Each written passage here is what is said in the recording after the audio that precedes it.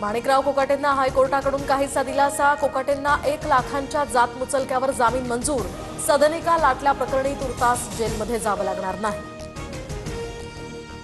तर कोकाटेंच्या शिक्षेला हायकोर्टाकडून स्थगिती नाहीच। कोर्टाच्या निर्णयानंतर कोकाटेंच्या आमदारकीचा निर्णय विधानसभा अध्यक्षांनी घ्यावा, हायकोर्टाचे निर्देश।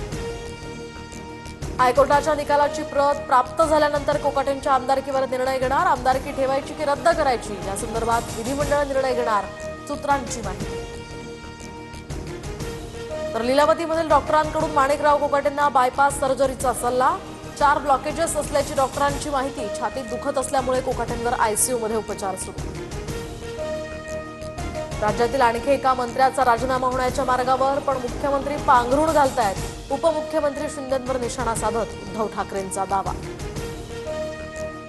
सातारा ड्रग्ज प्रकरणामध्ये मुख्यमंत्री फडणवीसांकडून एकनाथ शिंदेंची पाठराखण। शिंदेंसह कुटुंबियांचा ड्रग्ज प्रकरणाशी संबंध नाही, दिशाभूल करून संबंध जोडण्याचा प्रयत्न झाला, फडणवीसांनी आरोप फेटाळले।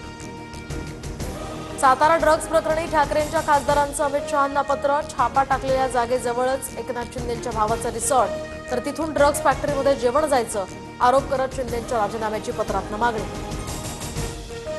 पत्र पाठवण्यापेक्षा ठाकरेंनी शहांच्या पायाजवळ येऊन बसावं। शहांच्या चरणाशी कुणी आलं तर ते निर्णय घेतील, आशिष शेलार यांची उद्धव ठाकरेंवर बोचरी टीका। महायुतीचं जागा वाटप 2 दिवसात पूर्ण होऊ शकतं। नेत्यांची जागा वाटपासंदर्भात योग्य चर्चा सुरू, मुख्यमंत्री फडणवीसांची माहिती। 2017 साली मुंबईमध्ये शिवसेनेच्या निवडून आलेल्या 84 जागांवर शिंदेंकडून दावा, मात्र जागा सोडण्यास भाजपचा स्पष्ट नकार। अनेक जागा ठाकरे सेनेच्या विरोधातील असल्यामुळे भाजपचा नकार, सूत्रांची माहिती।